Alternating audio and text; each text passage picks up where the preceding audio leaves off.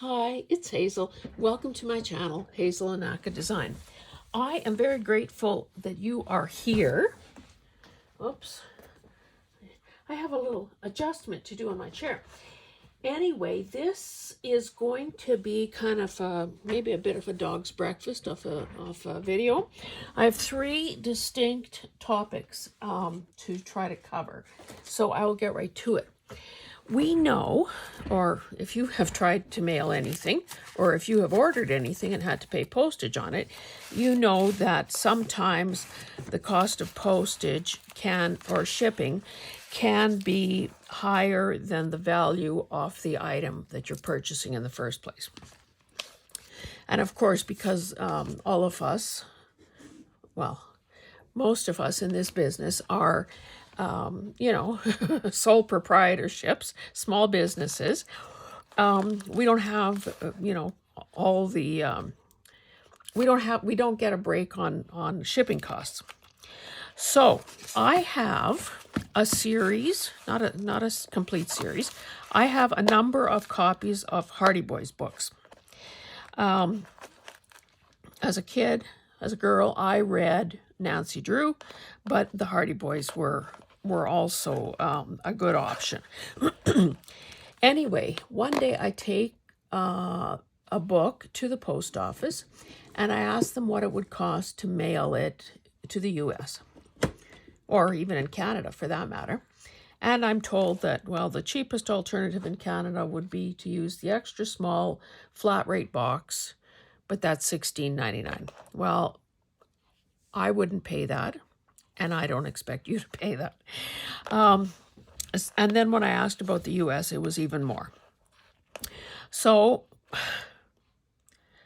I am not going to use all these books myself, so I thought I would try a different tact.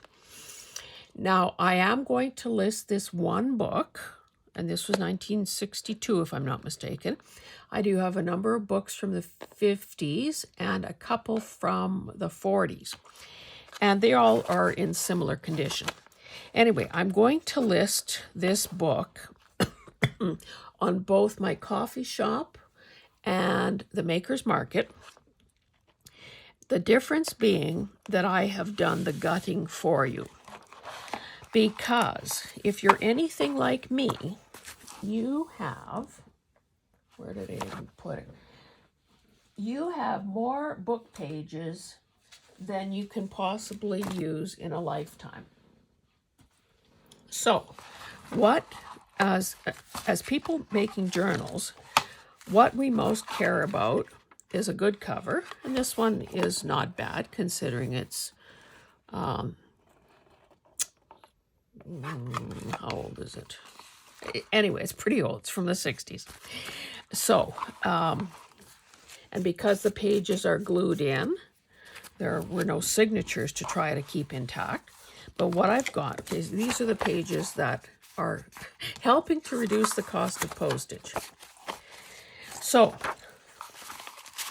this is the envelope it would come in. Title page, 1962. Contents. Kind of a, I don't know, a little commercial maybe, or a little, hint as to what the book is about. End paper. However many illustrations there were. So that's these. And then, just because I know sometimes people like to keep them intact, the first page of the 20 chapters. So, I was, by removing that extra bulk and flattening this out a bit, I was able to shave almost 3/4 of the cost of the postage off. So I guess this is a gamble, and a gamble I'm willing to take, that there may be a market for pre-gutted books. So You're not obviously paying for my labor in having done this, but it will get these kinds of books into makers and creative people's hands. I guess if the book sells, then we'll know, okay, at least one person thought it was a good idea. But also, if you think that this might be something that you're interested in, I could certainly look at some of my other titles and just give you, sort of do the same thing, providing, obviously overall dimensions begin to factor in. In fact, hang on one small second. Okay, maybe 2 or 3 seconds.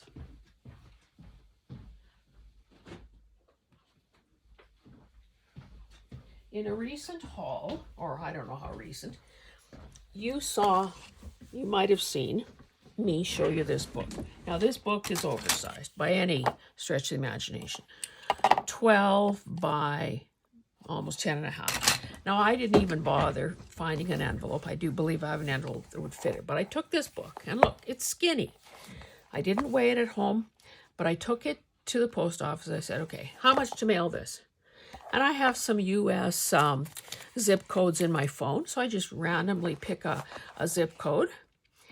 And it was going to, again, be north of $20 or $22 to mail it. It's a gorgeous book, but is it gorgeous enough? And again, I guess I shouldn't presuppose that there aren't some people out there, because this book is in excellent condition. Maybe there's a little boo-boo right there, but everything is intact. Maybe I shouldn't pre-guess or presuppose that somebody might not want this book and be prepared to pay collector-type prices on it. And, postage be damned. It doesn't matter how much the postage is because, there's a demand for it. And this is 1975. So, again, I bought this book because I loved it. Not because I thought I could, flip it and make a gazillion dollars. If it turns out that there is no conceivable way to mail this at a reasonable price, I will take it apart. I don't have a granddaughter to, pass this down to and so on. It is, I think, well, I'm going to use the word loosely, I guess. I think it's an heirloom type book. Anyway, I will stop there. That's maybe further than I intended to go with that. So I guess by the time you see this video, this will be listed, and that is the great experiment that we're going to be doing here. Okay, now the other thing, and I've never shown this in a haul video, number one, because there are multiple parts to it. Okay, I bid on an auction item, and it said it was a salesman sample kit, paper sample kit. So I'm thinking, paper? I'm in. And I got it. And the thing is, when I went to pick it up, because of course you see photographs, when I went to pick it up, I'm thinking, holy cow, I'm not going to be able to lift this. I should have maybe taken dimensions. So far, I mean, it's been a few months now, but it's still in the garage. It's metal. It's, I guess you can't see my arms. It's like the fish was this big. Anyway, it is probably, I would guess, at least 4 feet long. Wait, you can't tell how tall it is unless I tell you. 9.5 inches tall, so probably close to 11 inches tall. And the depth of these binders, which would be, say, 7+ inches. Anyway, it's full of these binders. I only brought 3. I brought a skinny one, and I brought a thick one, and I brought the third one just for the heck of it. And I want to show you what's in them. Now, when I hear the word salesman, samples, I'm thinking, oh, something that a guy would have in his trunk and would bring out when he was doing his rounds to his customers. I think because of the weight of this darn thing, I think it's more likely something that would have sat on a counter behind a sales desk in an organization. So in other words, when I go to a farm dealership to buy parts, or to the guys that sell batteries and spark plugs and chains and fan belts and all that kind of stuff, they've got those humongous, like 5 or 6 inch thick spines. You know, they whip out the thing and they open it up on the counter and they look. So I'm thinking this was probably stationary in some stationary in some sales office, because no one would have carried this around with them, I guarantee that. Anyway, the company is Barber Ellis. It says an all-Canadian company serving the trade in every province, 11 warehouses and 5 envelope factories conveniently situated, ready to serve you across the nation. Now, I haven't even flipped, well, what do they say on the back cover here? I haven't even flipped through each of these. Oh, so maybe this is something. No, okay. I offered my theory and now I read. This sample cabinet and its contents are the property of Barber Ellis of Canada Limited and are on loan to assist the printer and his customers in selection of suitable papers.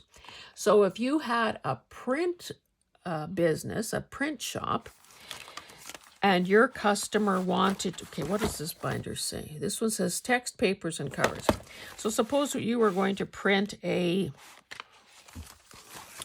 I don't know, maybe you wanted a cover on something or other. So your customer, you the printer, would whip this out and they say, oh, I really like this pukey green.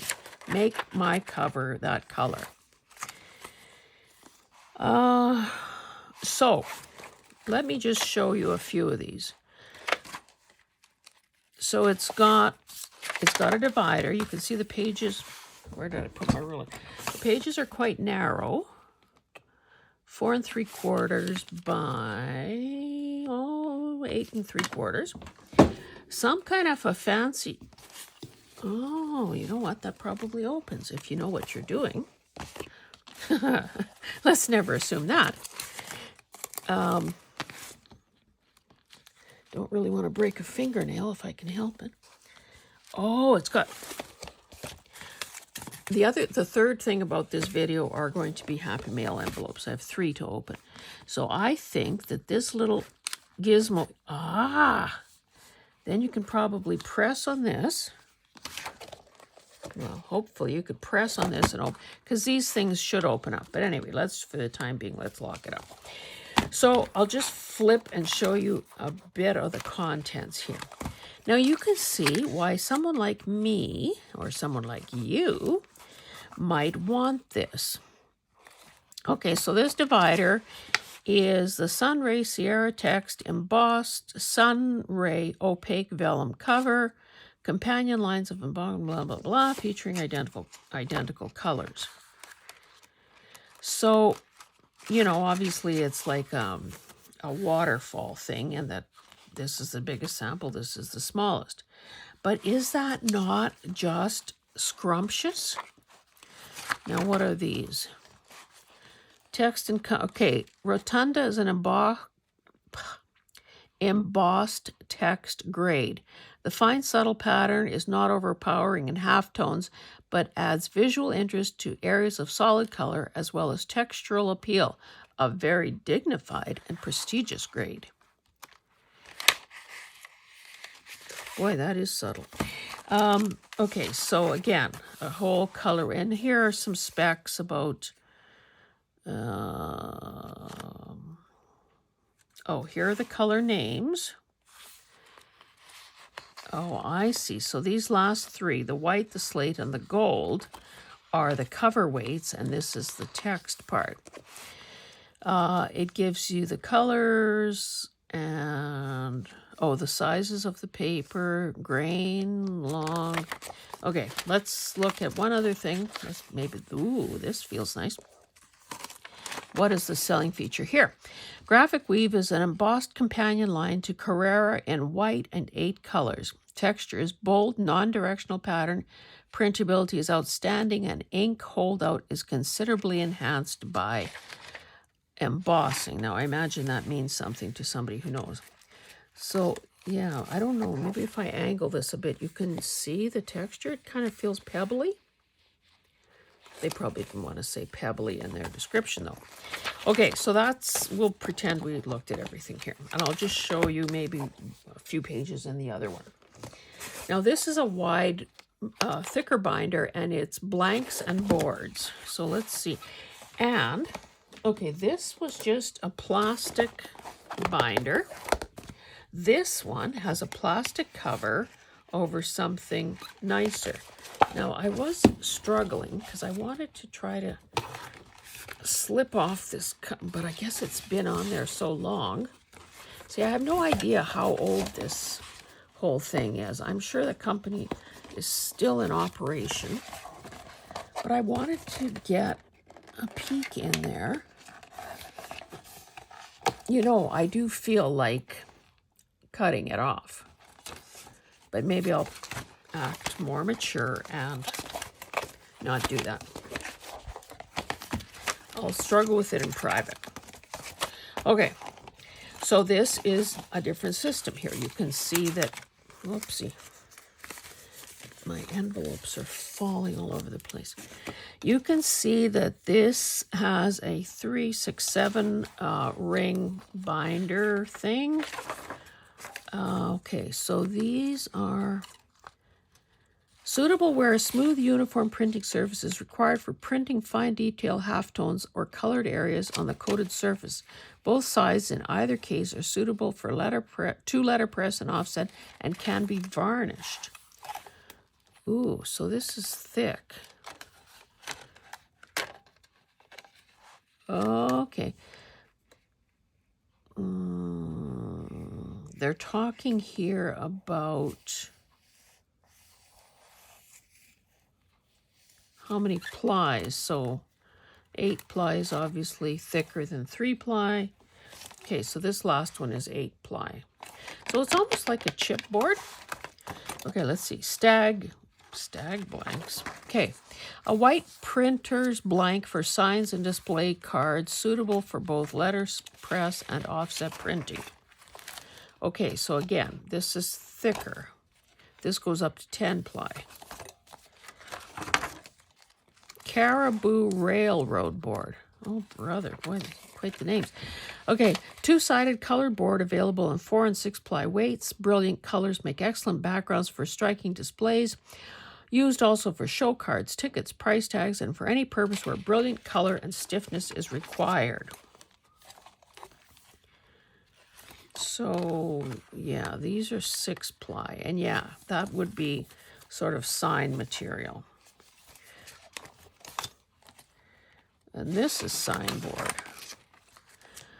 Okay, designed especially for public conveyance advertising displays. Smooth white surface with manila back.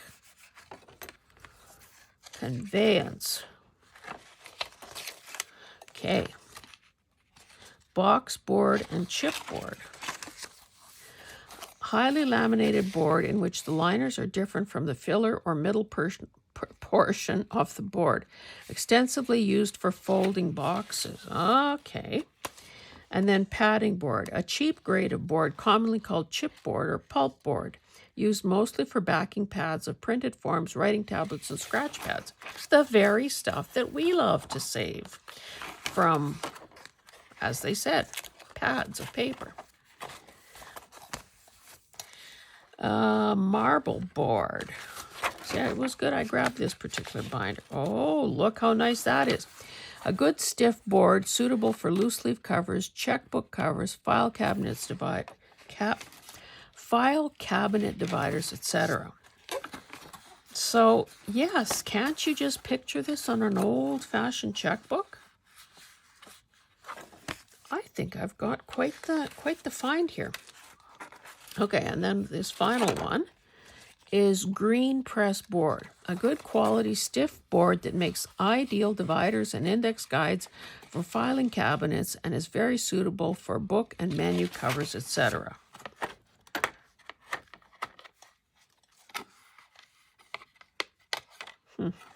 Okay, and then this is a sample of gold foil board, and I won't blind you with that.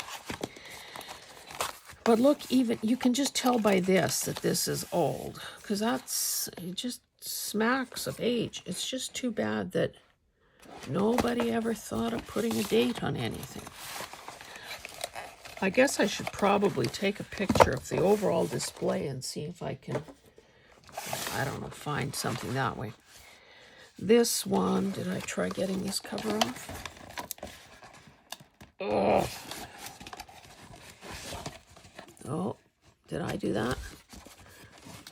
Perhaps I did.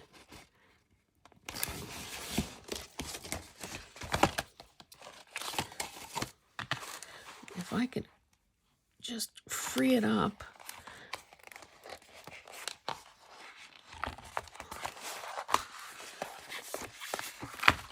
Let's see if I can slip this off quite easily.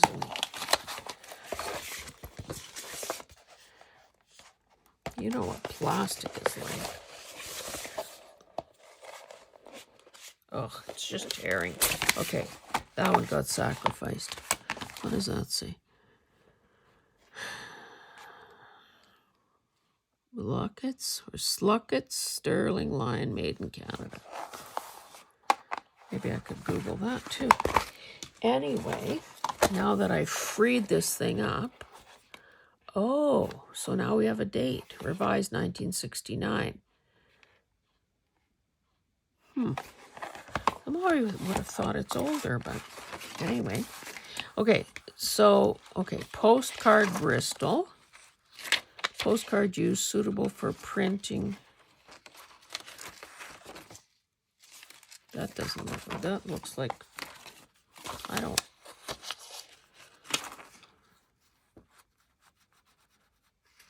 Oh, these are toned, so that is the color that. Look at those fancy holes. Looks like they had it in the other style of binder first and then switched it into here.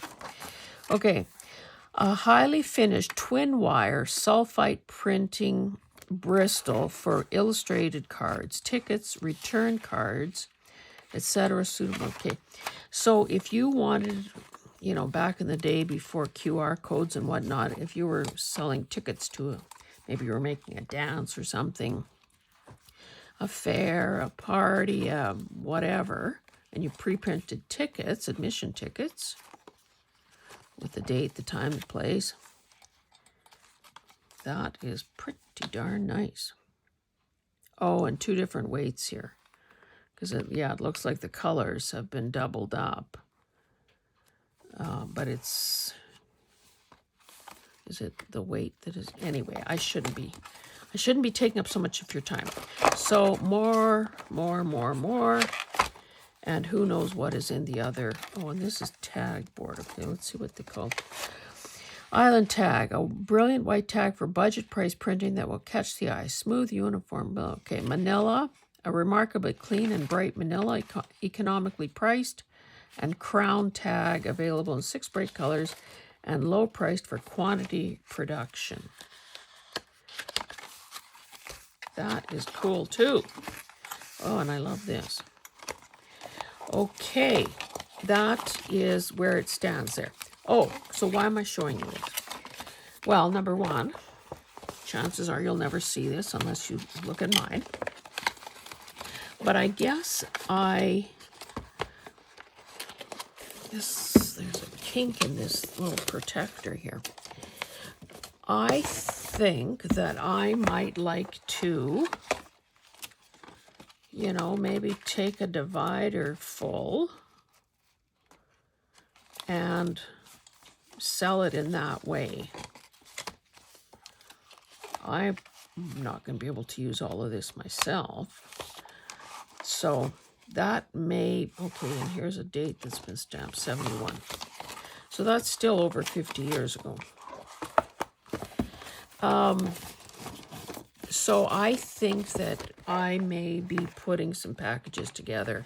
I might have to go sit out in the garage with some paper and pencil and figure some of this stuff out, see which are the most attractive and, you know, desirable products, and do like a test marketing on that. Anyway, let me do these 3 envelopes and then free you up. Now,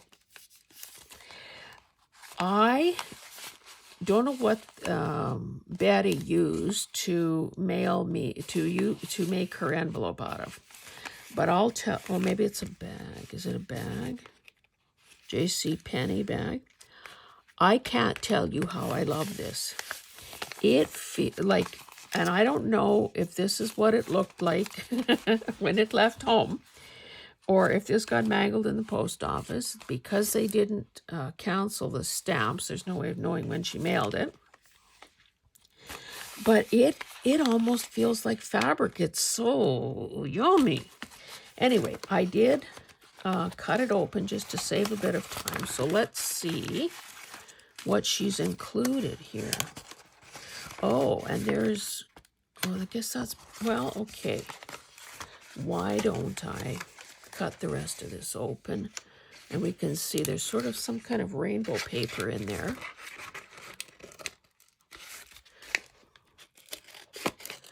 And, well, you'll see, I think this envelope, and this is from Jacksonville, Florida.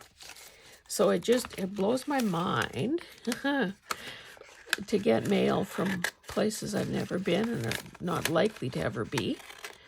So I'm kind of tickled pink about that. Now, could that have, maybe that was part of the bag? I don't know. Anyway, Betty, you can tell me. Okay, so what, oh, we've got something fancy here. I love those feathers. And there's a bit of pink tulle. That might, see, I better decide what I'm doing, because first I thought I was going to make a book. Now I'm not so sure. And look at all these die cuts. See, I've never done this whole multicolored thing.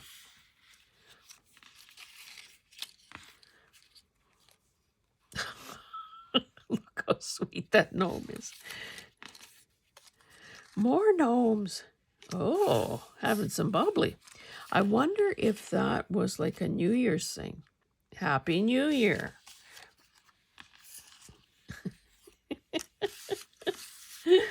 Oh my God, those are cute.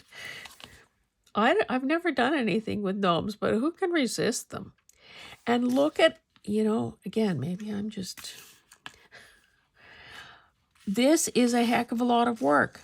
1 color, 2 colors, 3 colors, 4 colors, and how many piddly little parts between the nose and the lollipops and the stripes on the cake and the little mittens. Betty, thank you so much. I don't, to be honest, I admire this kind of stuff because I just know that I would never do it. So I very much appreciate you sending it to me. And I, just today, I mailed a batch of, I think I've used up all my, oh no, I have a few left. I was going to say I used up all my Where's Waldo envelopes. Maybe this was in like this to keep it safe and sound. Anyway, thank you, Betty. Oh, my goodness.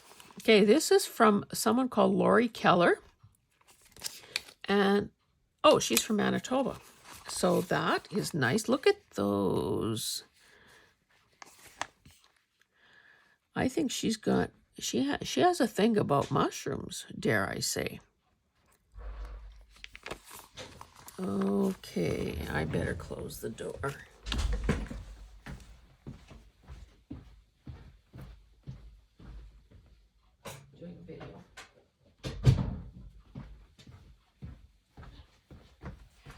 because hubby, he just got in and I didn't want him to interrupt.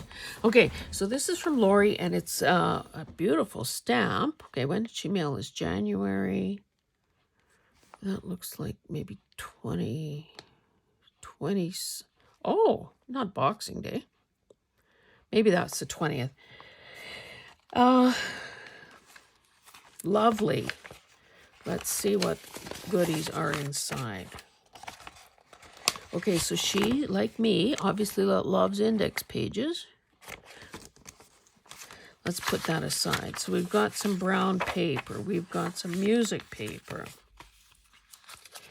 This is a cute little grid. I don't think I have anything that size. Hello, Hazel.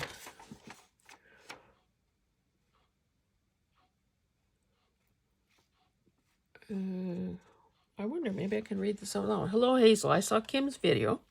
Oh, and I probably didn't say that the Happy Mail hashtag Happy Mail movement has been going on for a few months now, and it is the brainchild of Kim Newberg. She used to live in Winnipeg and now lives in New Brunswick. Anyway, so I'm one of the participating channels. I think there may be 10 or so of us now, and it would be so in a nutshell, you send me a handmade envelope, a handmade decorated envelope with about, I don't know what she paid for postage here, but anyway, one stamp's worth. So keep the weight to under 30 grams, and one stamp will do the trick.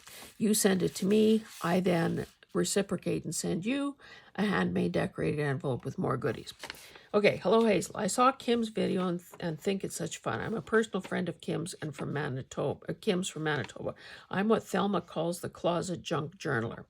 First off, I'm a scrapbooker and only dabble at making pockets and tags and a travel journal on one of Kim's tutorials. I must admit I have more fun thrifting and I've been taught by the best. Hope you enjoy your package. Sincerely, Lori. Well, I'm going to be in Manitoba. I don't know if I haven't made that official announcement, but I am joining Kim and some of her compadres, and maybe Lori is one of them, in March. Gotta love Elvis. And, oh, look at all these goodies. And will be me. There's some sort of, apparently Kim started some sort of an event. Can't remember what it's called, to be honest, but it's a day-long thing, and you know, you eat, drink, and be merry. Hey, this is cut out of a Kleenex box, and so is this. I've had that very brand. These are so cute. So these are, hey, I have this too. It's from a scented drawer liners. You did a very nice job of fussy cutting that, I must say. When I do it, it's more like fussy tearing. So I wonder if Lori is going to be, and a piece of dyed lace, I wonder if Lori is going to be there at that event. Apparently it's a combination of scrapbookers and scrapbookers and maybe people like me and Kim. This is cute. When we went to Nashville a couple of Octobers ago, we took a side trip to Tennessee, and we went to Graceland. It was very interesting. There in one of the buildings, there was actually one of the TVs that he had taken a shot at. And I don't know about how you feel about technology, but I'll tell you, I don't own a gun. I hate guns. I don't, whatever. That's a whole different topic. But there are times I could be pushed to violence and take a shot at my laptop or my TV. And as I am taping this, let me just point out that we are waiting for a service call 3 days from now to explain or to figure out why our Wi-Fi has been intermittent. Anyway, this envelope is from New York. Look, it was mailed at Rochester, New York. Anyway, I have not cut this one open. I wanted to show you this. Hopefully nothing got lost in the process, but this side was opened up. It was mailed December 18th, and here it is. I got this today, which is February 5th. So this has been, I mean, this thing has gone places. Something must have been wrong here that they've had to black this out. This postage meter, this thing here, I don't understand why that, both of that. Look at all this. So, and this is, if you've ever looked at some of the comments under my videos and you see somebody called Grandma Allison, I guess this is her, because she added the word grandma there. She is the woman that uses a gazillion emojis. So you can see her comments from a mile away. It's so cute. You know, there's no mistaking which one, which is Allison's comment. So you were probably giving up hope that this would ever get here, but it did. I do have to say, like Ukrainians, well, unless that changes, celebrate Ukrainian Christmas January 6th. That's Ukrainian Christmas Eve. So I don't know who celebrates Christmas in February, but I'm up for it. Look at that. Languishing in a cup of hot chocolate. So this is a piece of cellophane, very Christmassy.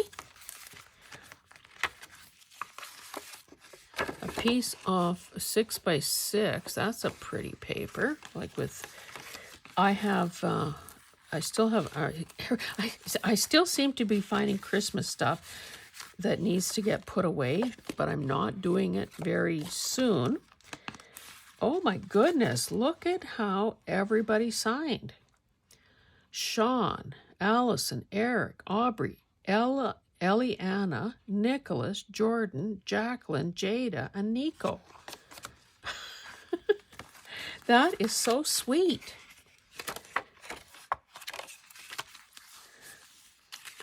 That sounds like a family affair. And let's see one. Hey, I've never seen a bag like this. A Ziploc bag. Look, that has Christmas, like candy canes and stuff on it. Oh, how sweet. The little truck. Ribbon. And a little chip. That is so cool. Well, thank you, the whole family. Allison, I hope that you have a comment, a current comment on one of my videos so I can reassure you that this finally got here. So I guess the moral of the story is, and you know, the address looks correct and everything. So I don't know why all this extra, but I guess, you know, it probably doesn't hurt to put a little tape along the edges at least. Anyway, thanks so much, guys. I love these envelopes, and it doesn't matter. It just, you know, it doesn't matter if they're late because it just adds to the interesting aspect of the story. So I will get these done in the next batch. Like I said, I just mailed several out today. So hang in there. Hopefully yours will get to you sooner than some of these got to me. But anyway, maybe let's all go out and hug a postmistress or a mailman. Okay? Thanks. We'll see you in the next one. Bye.